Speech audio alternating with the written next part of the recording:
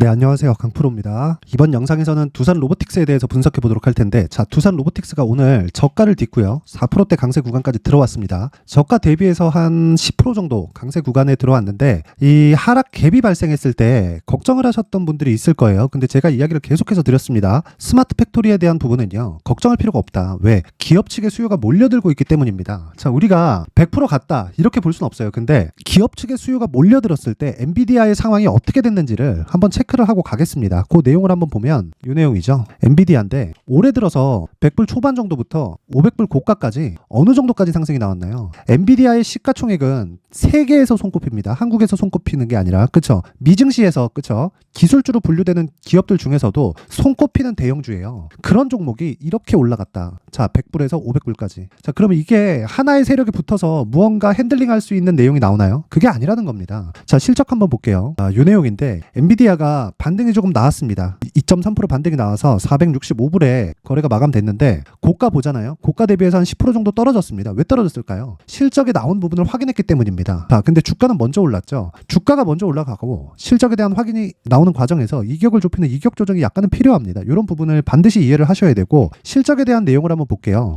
자, 올해 초 주당 순이익이 0.88달러에서 4달러 부분 어느 정도까지 상승을 했나요? 주당 순이익이 4배 가까이 상승을 한 겁니다. 자, 이런 대형주가, 그쵸? 삼성전자보다 몇 배가 더 큰 이 대형주가 1년 동안에 주가 상승폭이 어느 정도까지 나온 건가요? 이걸 이해를 하셔야 됩니다. 아무리 나빠져 있는, 자, 엔비디아 22년 3분기 실적은 적자가 나왔습니다. 적자가 나오는 과정에서도 주가가 먼저 선반영했단 말이에요. 그래서 보면 내용을 조금 늘려서 보여드릴게요. 자, 보세요. 22년도의 주가, 그쵸? 여기서 나온 요렇게 급락이 나온 요거는요, 권리락당한 부분 때문에 그렇고, 이 가격이 요 가격이라고 보시면 됩니다. 그쵸? 그래서 요거를 약간 이렇게 좀 보기 쉽게 보여드리면 요런 상황이 되는데, 22년도에 주가가 50% 이상 떨어졌다는 거죠. 자, 미국 증시가 이렇게 탄력적입니다. 그런데 선반영을 했다는 겁니다. 앞으로 나빠질 부분을. 자, 그럼 지금은 앞으로 좋아질 부분을 먼저 선반영을 했는데 실적이 나온 거죠. 숫자를 확인했기 때문에 차익 매물이 나왔고, 하방 경직성은 만들어질 수밖에 없는 게 실적을 확인했기 때문입니다. 그리고 생각해 보세요. AI 반도체라는 건 23년에 새롭게 만든 새로운 시세가 발생하고 있는 그 상황이고요. 기존의 반도체 수요가 발생했을 때는 새롭게 GPU에 대한 세대 교체가 이루어지는 구간이 있습니다. 그 부분을 생각한다면 앞으로 반도체 관련된 내용은 긍정적인 내용일 수밖에 없다. 근데 가격이 먼저 반영했다. 자, 그러면 이 내용을 그대로 가지고 가서 두산 로보틱스를 포함해서 스마트 팩토리 관련된 종목에 대입했을 때 어떤 상황이 될까요? 자, 보세요. 제가 포스코 DX까지 같이 이야기를 드려볼게요. 포스코 DX 같은 경우에 어떤 상황이 됐나요? 올해 저가, 그쵸? 6,000원, 7,000원대에서 6만원, 7만원대까지 올라왔죠. 10배 정도가 상승을 했습니다. 가격이 먼저 반영을 한 거예요. 그러면 두산 로보틱스 같은 경우에 어떨까요? 포스코 DX를 기준 삼아서 두산 로보틱스의 밸류에이션이 늘어나는 상황이 실시간으로 반영되고 있는데, 저가부터 고가까지 3배 정도 상승을 했죠. 이런 상황에서 뭐가 됐습니까? 차익 매물이 나온 겁니다. 이걸 상장 시점으로 우리가 한번 보면 이해를 이렇게 하시면 되는 거예요. 잘 한번 보세요. 상장 시점에 나온 가격대는요, 대략 고가가 6만 원대입니다. 자, 그러면 공모가가 어느 정도까지 잡혔느냐? 여기 26,000원에 잡힌 겁니다. 자, 공모 희망 밴드를 보면 21,000원부터 26,000원까지 들어와 있죠. 최고 공모가에 들어갔다는 거고 흥행에 성공을 한 겁니다. 그만큼 기대감이 있었다는 거예요. 그러면 26,000원에 공모에 들어간 주식이, 그쵸? 상장 시점에 일단 따블 쳤고요. 장중에 상한가 부근까지 갔으니까 따상에 성공을 한 겁니다. 근데 이때 시장이 좋지 않았는데 시장으로 인해서 또는 가격적인 부담이 아니라 차익 매물이 몰려들면서 하방에 대한 부분이 나왔고, 그리고 나서 저가 매력이 생기면서 당연히 수요가 줄지 않으니까, 그쵸? 앞으로 늘어날 수요를 가격이 먼저 반영하는 과정에서 여기까지 올라왔는데, 고가까지 보더라도요, 시가총액은 아직도 포스코 DX에 미치지 못한다. 포스코 DX의 이 고가를 보면 9조 원대까지 높아졌습니다. 자, 그러면 우리가 여기서 간단하게 생각해 볼게요. 모멘텀을 이해하는 게 먼저일까? 가격을 이해하는 게 먼저일까? 그쵸? 가격을 이해하는 게 먼저라는 겁니다. 이 부분을 반드시 기억하셔야 되고, 차익 매물이 발생하는 구간에서 개미털기라 그러죠. 그쵸? 이런 하락에 대한 부분은 나올 수밖에 없다. 이 부분을 반드시 이해를 하셨으면 좋겠고, 이런 과정에서 내가 가격을 잡는 상황을 만들어야 됩니다. 자, 그러면 그 가격을 어떻게 잡느냐? 제가 소통 소통방에 대해서 이야기를 드리겠습니다. 항상 저는 신고가 매매만을 하고요. 신고가 매매를 하는 이유는 주가가 올라가는 과정에서 신고가를 만들고 시세의 속도가 빨라지고요. 신고가를 만드는 과정부터는 실적에 대한 확인 과정이 있을 때까지 주가가 계속해서 올라갑니다. 그쵸? 근데 실적에 대한 확인이 되나요? 아직 안 되죠. 두산 로보틱스 같은 경우에는 실적에 대한 확인이 아직 안 됩니다. 그런데 실적이 좋아질 때까지 올라가는 거지, 실적이 나빠졌을 때는 성장 섹터에 속해 있는 종목은 당연히 실적이 안 나올 수밖에 없습니다. 왜 그러냐면 투자가 지속적으로 이루어져야 되기 때문입니다. 자, 요 내용을 보면, 자, 내용 보세요. 강프로의 무료 소통방에서 12월 5일, 그쵸, 어저께죠. 두산 로보틱스를 그냥 시가에 들어가라고 시장가로 종목이 나가죠. 이런 게 떨어졌기 때문에 그런 거예요. 그쵸? 하락했고 하락갭이 발생했는데 이 구간에서 그냥 매수해라. 그쵸? 이런 과정을 확인해 보겠습니다. 내용을 쭉 해서 확인해 보면, 자, 내용 확인합니다. 이 내용이죠. 12월 5일 날 두산 로보틱스, 그쵸, 9시에 매수 주문이 나갔다. 그쵸? 어제 시가 얼마입니까? 89,000원. 지금 가격 얼마예요? 85,400원. 그쵸? 자, 하락하는 구간에서 뭘 해야 된다 그랬습니까? 눌림목 구간을 공략해야 된다. 근데 거래 터진 장대 양봉에 거래 없이 빠진다는 게 이게 눌림목이 아니라는 거예요. 신고가, 그리고 성장 산업에 대한 이해, 그쵸? 그리고 무엇보다 아직 실적이 나오면 안 됩니다. 실적이 나오잖아요. 그럼 시세 끝나. 왜? 다 올라왔으니까. 뭐를? 앞으로 좋아질 실적에 대한 부분을 주가가 반영을 했으니까요. 그때부터는 실적이 계속해서 좋아져야 되고요. 기대감이 있는 게 아니라 실적을 확인해야 되는 과정이 필요한 겁니다. 그쵸? 그러면 지금은 매수해야 되는 가격을 찾아야 되는 거지, 꺾였다, 추세 끝났다, 시세 끝났다, 그래, 저가부터 많이 올라온 거 맞아요. 그러면 당연히 차익 매물 나오겠죠. 그쵸? 누구도 주식의 고가를 잡을 수 없고 누구도 주식의 저가를 잡을 수 없습니다. 자, 저 같은 경우에는 어저께 제가 매매 나가는 과정에서 매수는 여기 들어갔지만 오늘까지도 저가가 발생하고 반등이 나왔죠. 지금 5%까지 상승폭을 키우고 있는데 이걸 장중에 따라가서 그냥 정말 2%, 3% 이러면서 단타만 치고 말 거예요. 앞으로 산업 자체가 성장하는데, 그런 부분을 신고가를 이해해서 같이 잡았을 때 내가 심리를 안정시키고, 그쵸, 장기적으로 내가 매매를 할 수 있는 수익 모델이 만들어지는 겁니다. 자, 그래서 내가 정말 이 성장 섹터 안에서 신고가 구간에 내가 매매를 해보고 싶다 하시는 분들은요, 소통방으로 들어오세요. 소통방 들어오시면 제가 하나하나 체크를 해가지고 종목을 계속 업데이트를 해드리도록 하겠습니다. 포트폴리오 구성이 정말 중요하고, 포트폴리오 구성을 신고가 구간에 있는 종목으로만 다 포함시켰을 때 내가 어떤 상황에서든 수익을 낼 수 있는 구간을 만들 수 있습니다. 무료로 공개를 하고 제가 딱 1000분까지만 받도록 할 테니까 구독과 좋아요 부탁드리고요. 영상 상단에 있는 전화번호로 참여라고 문자를 보내주시면 제가 구독과 좋아요를 눌렀다는 걸로 인정을 하고 무료 소통방 입장 링크를 순차적으로 공유를 해드리도록 하겠습니다. 반드시 기억하셔야 될 건 신고가 매매를 해야 된다는 거고, 신고가 매매를 했을 때 내가 장기적인 수익 모델이 완성이 된다. 자, 그러면 두산 로보틱스가 지금 반등하고 있는 과정에서 다시 어느 정도 가격대에 잡아야 될까? 이 가격대가 얼마나 중요하냐면요, 내가 얼마에 잡는지에 따라서 내가 팔면 올라간다는 이야기를 안 하게 됩니다. 왜 그러냐면, 내가 팔면 왜 올라가냐면요, 좋을 것 같은 종목은 올라가겠죠. 올라가는 과정에서 내가 매수합니다. 그러면 이격 조정이 들어와요. 이격 조정이 들어오면 당연히 차익 매물을 받고 있다는 게 되고요. 차익 매물을 받는 과정에서 다시 반등이 나옵니다. 왜? 성장 산업군에 속해 있다는 거고, 성장 산업이 안 꺾이는 이 상황, 그쵸? 아니, 하루아침에 이게 성장 산업군이 없어지겠냐고요. 그쵸? 생각을 해보세요. 자, 보세요. 바리스타부터 전기차 생산까지 두산 로보틱스 협동 로봇 전방에 확장 중이다. 그쵸? 싱가포르 혁신센터, 싱가포르의 현대차에서 전기차를 만드는 공장이 있습니다. 지금 새롭게 공장을 해외에 계속 짓고 있어요. 수주는 계속 늘어날 겁니다. 자, 근데 자, 보세요. 현대차에서 뭐 샀습니까? 뭐 샀어요?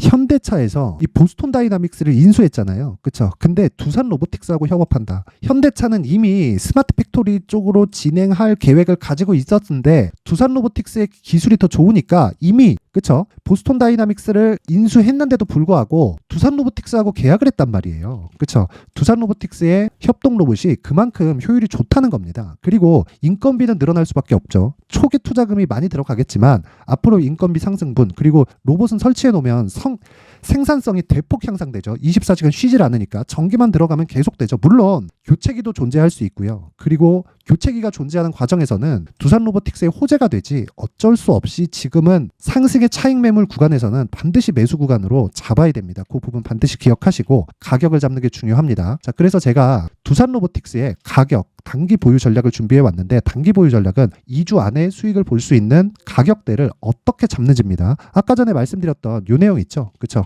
이런 가격대에 잡는 법 그리고 신고가 구간에 공략하는 법을 제가 디테일하게 준비를 해놨으니까 여기 요 내용 딱 받아가서 응용하지 마시고요. 똑같이 적용하세요. 그렇죠? 제가 할 만큼 다 해보고 준비를 해놓은 거니까 똑같이 적용하시면 되고 영상 상단에 있는 전화번호로 숫자 3이라고 문자 보내주시면서 구독과 좋아요 꼭 눌러주세요. 구독과 좋아요 꼭 눌러주시면 제가 두산 로보틱스의 가격 그리고 단기 보유 전략을 순차적으로 공유를 해드리도록 하겠습니다. 자, 항상 긴 영상 시청해주셔서 감사드리고 무엇보다 진짜 중요한 건 가격을 얼마에 잡는지다. 떨어지는 거? 아니 주가가 단기간에 많이 올라간 것은 맞잖아요. 근데 성장 산업이 하루아침에 꺾이는 게 아닙니다. 이 부분 반드시 기억하시고요. 성장 산업이 유지되는 한 두산 로보틱스는 계속 간다. 근데 그 부분을 체크하는 게 실적이 어느 정도까지 나와서다. 그 실적에 대한 부분까지 제가 상세하게 담아놨으니까 구독과 좋아요 눌러주시고요. 상단의 전화번호로 숫자 3이라고 문자 보내주시면 됩니다. 자, 항상 긴 영상 봐주셔서 감사드리고요. 제가 내년 초까지 강세를 보일 수 있는 주도주에 대해서 제가 준비를 해놨으니까 영상 끝까지 시청하시고 모든 분들이 성공 투자하셨으면 좋겠습니다. 네, 올 한 해를 뒤돌아보니까